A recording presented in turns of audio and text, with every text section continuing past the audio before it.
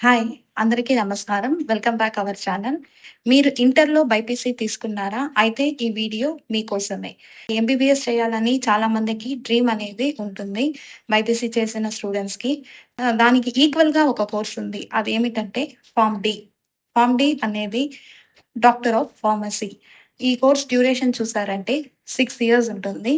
తర్వాత మీకు food, hostel, accommodation అంతా కలిపి 1,60,000 వరకు వస్తుంది. ఎంబీబీఎస్ చేయాలన్నా ఎక్కువ ఐ మీన్ 30-30 లాక్స్ అవుతుంది మన ఇండియాలో చేయాలంటే ప్రైవేట్ కాలేజెస్‌లో. సో, మీరు ఈ ఫార్మ్ డి కూడా ఒక ఆప్షన్ అనిగా పెట్టుకోవచ్చు.